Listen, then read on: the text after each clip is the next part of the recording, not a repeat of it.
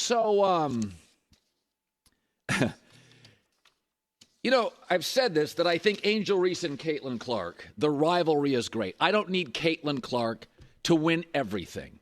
It's a magic bird thing, back and forth. If Angel Reese wins Rookie of the Year, good for her. I like the back and forth. But I just want to tell you that Caitlin Clark last night had 19 assists in a game to set a league record.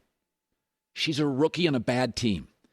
She has scored or assisted on 66 points, 71% of the Fever's points. That's the most ever in league history. She's breaking records every week. So part of the silliness of not allowing her on the Olympic team is she was a very quickly improving player, and now you kind of look silly.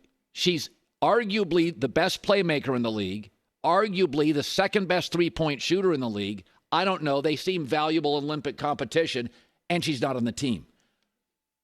But yesterday, they also announced the skills competition for the WNBA All-Star team, and she didn't make that either. She didn't make the three-point shooting contest? So you argued she wasn't good for the Olympics. Your argument, though I don't buy it, but it was your argument, women's basketball, that she would be a distraction. I roll, but okay. So isn't the perfect place to put her in the skills competition, where she's one of the best three-point shooters, and she's a highly skilled player? So now what is it? Pettiness, gatekeeping, insular, dumb? If you're not going to put her in the Olympics, you're 0 for 1. Now you're not putting her in the skills competition. She quadrupled the ratings. Nobody's going to watch that skills competition. They would have, highlighting Clark and other players. Thank God the WNBA didn't go 0 for 3. They did find it in their heart to put her on the WNBA All-Star team. But she'll probably be at the end of the bench and struggle to get minutes, I would imagine. But, I mean, it's almost hard rooting for women's basketball. You're like, it cracks me up how they treat her. If you really think about it, they're trying to get her to pay her dues, but she's the one paying all the fees. She's the reason you're flying private. She's paying for everything, and you want her to pay her dues. It's really ridiculous. I mean, correct me if I'm wrong, but Bird and Magic came into the league, and they put them on everything. They tried to highlight them because the NBA was more secure in itself. They understood Bird and Magic could elevate all the players, the league, the revenue, the pie, the pettiness. You got to get her in the skills competition. What are you doing? You should have her on the Olympic team. What are you doing? Last night, we got 19 assists. Here she is on setting the record.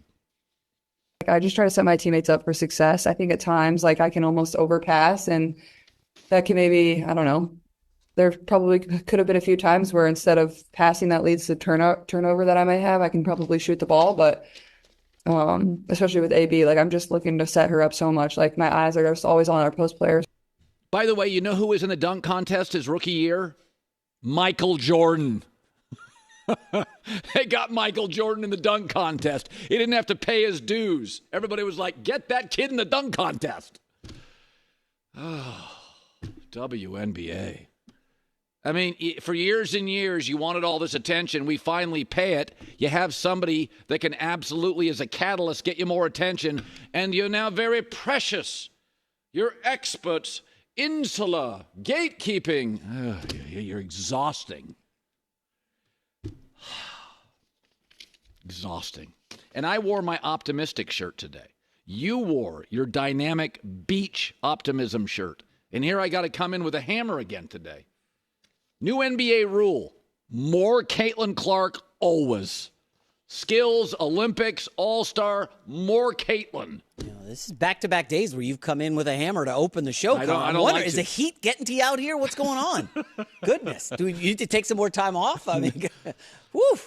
And women's basketball just didn't quite know how to handle Caitlin Clark. It reminds me a little bit when Taylor Swift, the singer, became a billionaire with the Eras Tour. And like the management team and Ticketmaster had to apologize. Like in 10 minutes, they couldn't supply enough tickets. It was just, they were completely overwhelmed. And I think that's what women's basketball was with Caitlin Clark.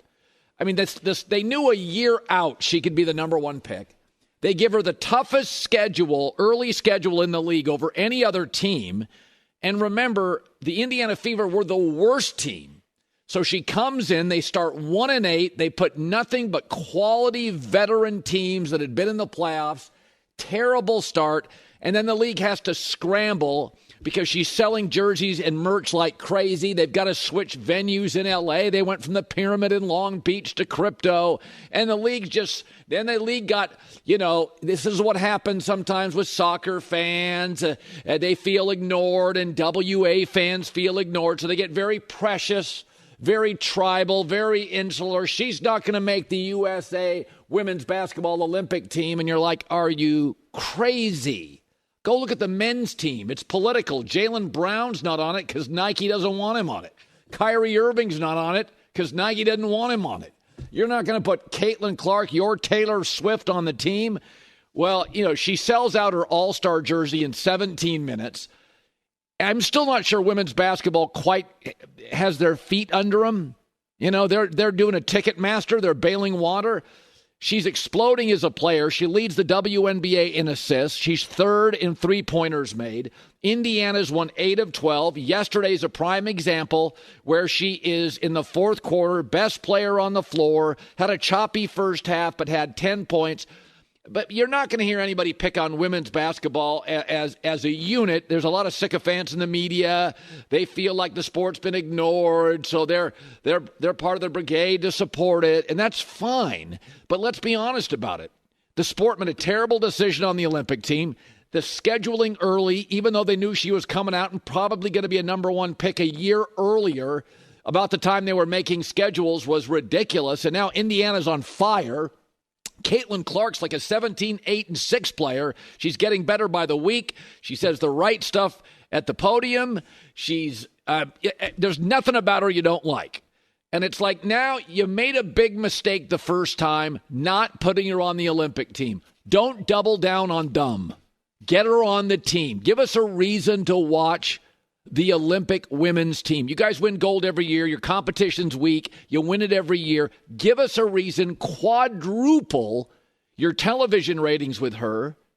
Promoting not only the other women on the team that could get endorsements, but promoting your sport.